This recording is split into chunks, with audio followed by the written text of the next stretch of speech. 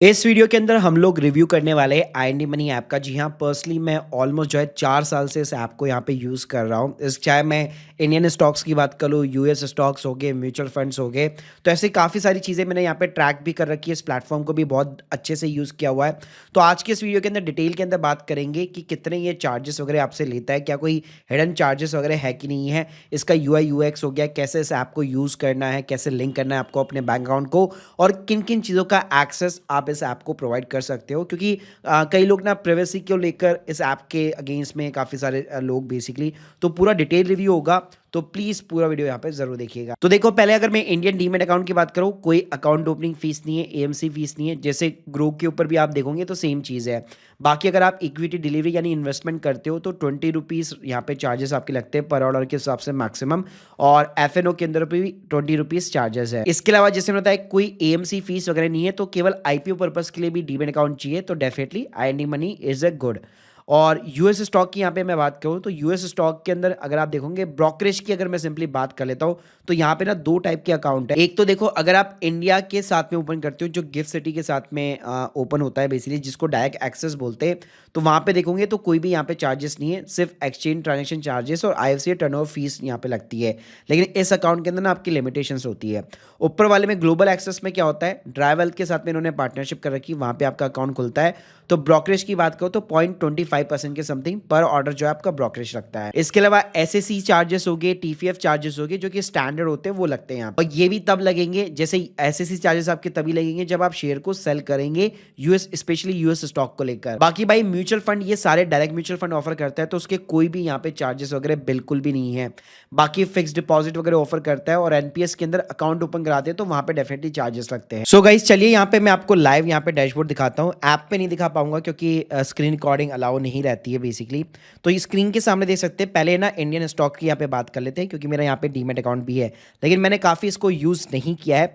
बाकी अगर आप इंटरफेस देखेंगे, प्रॉपर ट्रेडिंग वाला आपको इंटरफेस यहाँ पे देखने को मिल जाता है।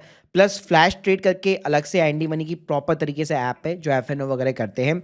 अगर मैं इंटरफेस की बात करूँ, स्टॉक को बाय करना सेल करना बिगनर्स के लिए बिल्कुल ईजी है। प्लस एसआईपी भी यहाँ पे कर सकते हैं, तो इस चीज़ का आप ध्यान रखिएगा। इसके अलावा जैसे मैंने बताया था कि भाई जीरो एएमसी है, ओपनिंग भी नहीं है, तो सिर्फ अगर आईपीओ पर्पस के लिए भी एक सेपरेट डीमैट अकाउंट चाहिए आपको केवल, तो आईपीओ के लिए definitely this is the best. बाकी गाइस, यहाँ पे ऐप के अंदर मेरे को इसका एक फीचर बहुत बढ़िया लगता है इंडियन डीमैट अकाउंट के अंदर, कि आपके जो बाकी के ब्रोकर्स है, जैसे जीरोधा हो गया, ग्रो हो गया, उनको भी आप लिंक करा सकते हो। वहां के जो स्टॉक्स है वो आप एक ही प्लेटफॉर्म के ऊपर ट्रैक कर सकते हो। अब देखिए, आईएनडी मनी पॉपुलर इसलिए हुआ क्योंकि ये भाई ना यूएस के अंदर स्टॉक्स, यूएस के जो स्टॉक्स होते हैं उसमें एज ए रिटेल इन्वेस्टर आप इन्वेस्ट कर सकते हो। वैसे इसका एक कॉम्पिटिटर भी है वेस्टेड, लेकिन मेजरली मार्केट शेयर अगर आप देखोगे तो आईएनडी मनी और वेस्टेड दोनों के पास में ही है। अब यहाँ पे फंडा क्या है ना, बेसिकली दो तरह से आपका यहाँ पे अकाउंट खुलता है। जैसे ड्राई वेल्थ के साथ इन्होंने पार्टनरशिप कर रखी है, तो या तो उनके साथ में आपका अकाउंट खुलता है, वरना भाई गिफ्ट सिटी के अंदर बेसिकली जो है एनएससी का, जो कि हमारा नेशनल स्टॉक एक्सचेंज है, उसी का बेसिकली एक वो है, मतलब हब है बेसिकली,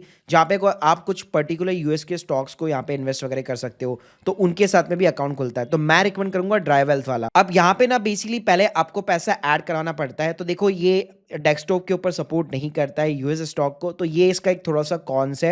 ऐप के ऊपर अच्छे से सपोर्ट करता है। तो यहाँ पे मैं बता देता हूँ कि यहाँ पे होता क्या है, कि यहाँ पे आपको आईएनआर से डॉलर के अंदर पैसे को कन्वर्ट करना पड़ता है। तो यहाँ पे पहले इनकी फेडरल बैंक के साथ में पार्टनरशिप थी, अभी भी है, और कुछ और बैंक्स भी सपोर्टेड है, जहाँ पे जो रेमिटेंस फीस होती है 500 से 1000 रुपये, वो आपकी सेव हो जाती है।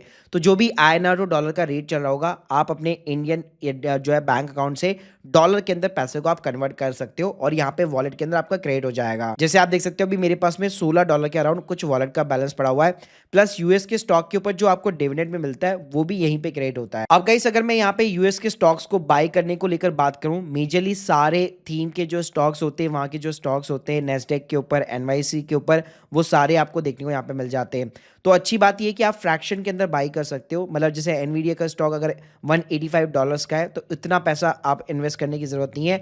आप चाहो तो कि मान लीजिए मैं सिर्फ $10 से शुरुआत करना चाहता हूँ, तो डेफिनेटली वो भी पॉसिबल है। और यूएस के स्टॉक्स में भी एसआईपी यहाँ पे पॉसिबल है। बाकी गाइस, यहाँ पे स्पेशली इनकम टैक्स के अंदर जो यूएस स्टॉक की रिपोर्टिंग होती है, उसकी रिपोर्ट भी जो है आईएनडी मनी बहुत अच्छे से निकाल के देता है। तो ये भी मैं एक इसका एडवांटेज बोलूंगा। इसके अलावा अगर मैं म्यूचुअल फंड की बात करूँ, तो यहाँ पे आपका जो एक्सटर्नल म्यूचुअल फंड है, जो दूसरे प्लेटफॉर्म के ऊपर है, उसको आप पूरा सिंक करा सकते हो, ट्रैक कर सकते हो, और यहीं से आप मैनेज भी कर सकते हो। तो इसमें क्या होता है ना, आपका पूरा पोर्टफोलियो कोई से भी प्लेटफॉर्म पे क्यों ना हो, एमएफ सेंट्रल के थ्रू यहाँ पे ट्रैक हो जाता है और यहीं से अगर आपको विड्रॉल करना है, एसआईपी करनी है, कुछ भी करना है, सीधा डायरेक्ट म्यूचुअल फंड में आप वो चीजें कर सकते हो। प्लस एसआईपी में मुझे अच्छी बात लगती है कि नॉर्मली अदर प्लेटफॉर्म्स पे अगर आप देखोगे तो सिर्फ मंथली एसआईपी का ऑप्शन मिलता है। यहाँ पे अगर आप देखोगे ना, आपको डेली, वीकली, क्वार्टरली का भी ऑप्शन देखने को मिलता है, तो ये भी एक इसका सबसे बड़ा एडवांटेज है। बाकी गाइस इनका एक फिक्स डिपॉजिट का ऑप्शन है, जहां पे बजाज फाइनेंस, श्रीराम, इनके साथ इन्होंने एनबीएफसी कंपनी के साथ पार्टनरशिप कर रखी है।